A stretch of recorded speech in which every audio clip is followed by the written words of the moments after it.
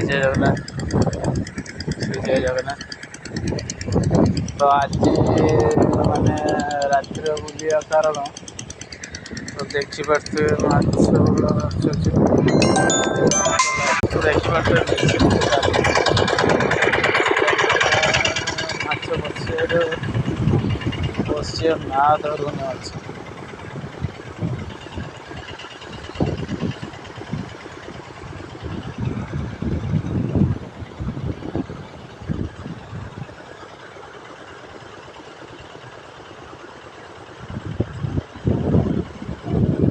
ତ ରାତିରେ ଠିକ୍ ସେ ଦେଖାଯାଉ ନୟାଗଡ଼ ପୋଖର କାଦୁଅ ପାଣି ହେଇଯାଇଛି।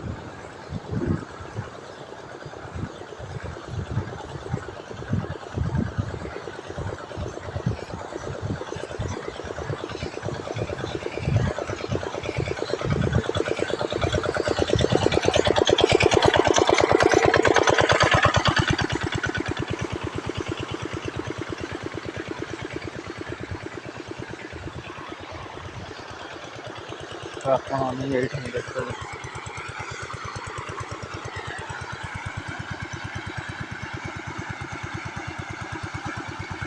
ଦେଖନ୍ତୁ ମାଛ କଳା ଭାସୁଛି। ତ ବୁଡ଼ିବା ଚାନ୍ସ ବହୁତ କମ୍, ବୁଡ଼ୁନି।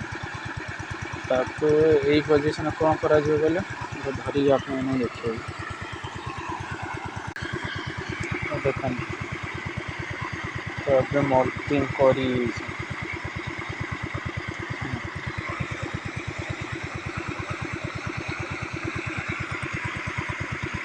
ମଲ୍ଟିଂ କରିଯାଇଛି ତ ନଥା ବି ଆମ ଗୁଣ୍ଡି ଚିଙ୍ଗୁଡ଼ି ଯେଉଁ କୁହନ୍ତି, ସେ ଗୁଣ୍ଡି ଚିଙ୍ଗୁଡ଼ି ବି ହେଇଛି। ଦେଖନ୍ତୁ ମାଛ କୋଳ ଭାସୁଛି କେତେ। ତ ଏଇଟା ହେଲା ବାହାରୁ ଆସିକି ନାଇଟ୍ ଚିଙ୍ଗୁଡ଼ି ପୋଖରୀର କାମ କରୁ। ଦିନ ରାତି 24 ଘଣ୍ଟା, ଦିନ ରାତି ରେଷ୍ଟ ରହିବ, ରାତିରେ ବି ନାଇଟ୍ ଡ୍ୟୁଟି ହେଉଛି, ରାତିରେ ବି ରେଷ୍ଟ ରହିବ।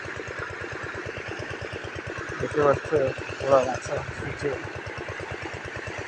ନା ବୁଡ଼ୁ ନା ବସୁଛି। ଏକରେ ବି ଆମର ଗୋଟେ ମେସିନ୍ ଖରାପ ହେଇ ପଡ଼ୁଛି, ଟୋଟୋ ମେସିନ୍। କାଲି ସକାଳେ ତାକୁ ବନାଯିବ। ଯେ ଆପଣମାନଙ୍କୁ ଭିଡ଼ିଓ ଭଲ ଲାଗୁଥିବ ପ୍ଲିଜ୍ ଗୋଟେ ଲାଇକ୍ ଗୋଟେ ସବସ୍କ୍ରାଇବ୍ ମୁଁ ରଖିଲି, କାହିଁକିନା ମୁଁ ଚାଇନା ମେସିନ୍ ଚଲାଇକି ତ ଏଇନା ମୋତେ ଏବେ ପୋଖର ଓହ୍ଲାଇବାକୁ ପଡ଼ିବ, ନ ଓହ୍ଲାଇଲେ କିଛି ହେବନି। ରହିଲି, ଶ୍ରୀ ଜୟ ଜଗନ୍ନାଥ।